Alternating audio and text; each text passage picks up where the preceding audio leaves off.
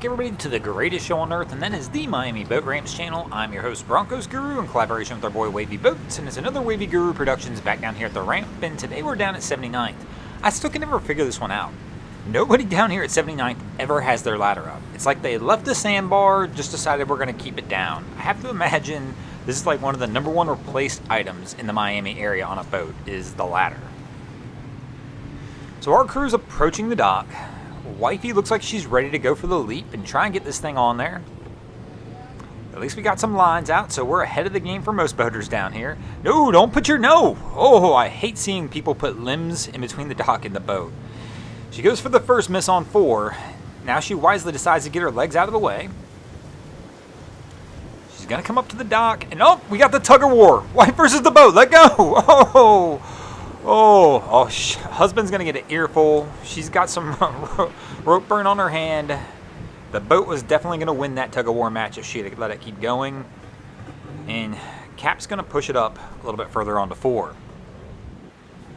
But we've got somebody raising a little cane over on 3 as well, and these guys are struggling also. We have another boat tug of war going on, except our guy on the dock's not really tugging, and Cap's struggling to get this vessel back over there. The wind and current's kind of gotten it. And he's got another vessel on his right-hand side, so he's going to have to be a little careful. I'm confused here, though, because the kid with the line doesn't really seem to be pulling this thing in. I mean, Cap, as he gets close to 3, really should just have the other person on the boat probably grab a line and toss it to the kid, and that would be 2 lines in my man's hand, and he hopefully can pull them on here, but Cap's still backing in and out, and really not getting very far. We're kind of at a stalemate here. He's going to throw some more throttle back at it, but it's just going to send him back in toward the other boat.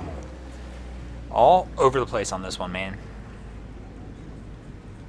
So he needs a little assistance from these guys on the dock who are just still kind of holding the line, but not really keeping it taut, not really doing anything with it. I mean, they might as well not even have the line. Well, as I say that, it looks like the kid just tossed the line into the water. So it didn't matter. He didn't want it anymore. Now he's just sitting there kind of staring like, yeah, bro, you do it. So Wifey's picked up the line. We're going to come in bow first this time. And he should be all right here. Just give it a couple bumps of forward throttle, especially with the wheel turn that direction, and it should push the stern into the dock. I think that's one of the things a lot of people forget around the dock sometimes is these boats all steer from the stern. You don't really steer the bow in the direction you want to go. Everything's happening by you directing the stern of the vessel. And it looks like we're going to get it on this time. And Captain's got them ready to go, and we should be good to go on this one.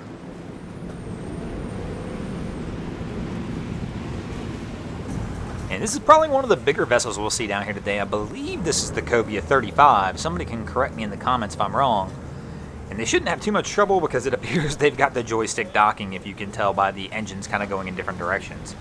So this should be a pretty easy one, but you can tell by the American flag on the top of the vessel, we've got some wind down here today, so that's going to cause some wind and some current. That's going to make things a little more difficult, and it's going to make these captains a little happy when they dock today because it's going to be kind of a difficult one down here. Now, not going to be a difficult one probably for these guys. They've got all the tools needed, even on a difficult day, to go ahead and get this vessel docked up. And they're going to get it pulled over, and things look like they're going to be all right here.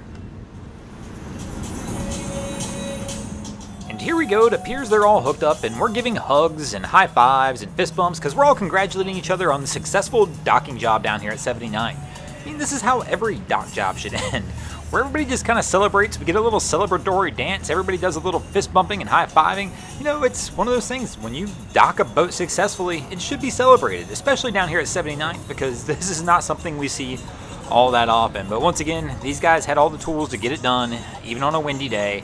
They're going to get out of here without having any issues. And our crew's approaching the dock, and our girl on this swim deck is just oblivious to anything else that's going on. So Captain actually had her bring the line out to the stern and tie it up, so I'm assuming that's her line. But she's not even paying, she has no cares in the world beyond whoever she's tweeting or texting or Facebook messaging or whatever it is the kids do nowadays. And our captain's approaching. We've got somebody off the bow, but I'm still assuming she's supposed to be on the stern line. And Cap's not happy. He's like, what are you doing? And he's going to take the stern line from her and give it over to his son, who's going to finish that job up. But she just was not paying attention at all. And I'm assuming that was supposed to be her line, because Cap really didn't look that happy about having to go back there and grab it. But no harm, no foul. Crew was able to pull it together. And even Cap's going to get out here and kind of go over there and finish tying this job up. But they've got the boat up on the dock, and no injuries, and the boat pretty secure. This crew, we just missed this one. These guys were trying to unload onto the dock over here on one, and all three of them wound up taking a swim. One of them just kind of hit the edge of the ski, started to push it off the dock, and the next thing we know, all three are in the water. But at least they're laughing about it. They're having a good time. Nobody's too upset. The ski didn't flip. Really, they just kind of pushed it off the dock, and all of a sudden everybody was over. But they'll have to swim this one up now. And it's high tide at least today, so it won't be so bad. It's usually a little worse when it's low tide, and it'd be well below the dock today.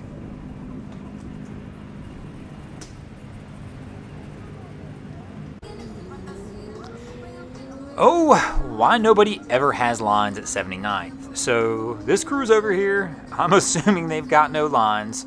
So the only option they have is to hold on for dear life to dock number 2. And this right here looks like it could be tiresome because they're not having an easy time with it either. It's kind of a struggle for them to keep this thing held over onto 2. You would figure one of them would just get off, sit on the dock, and maybe just put their feet on the ski and hold it there. But we're going to take the difficult approach here, and I'm assuming that maybe this is either a rental ski or it's not their ski, so they don't quite know exactly what they're doing. So it's not really their fault. Somebody probably could have helped them out and told them, hey, just barely hold on. But instead, we're absolutely wrestling this thing to keep it on the dock, when the simple solution is just to get off.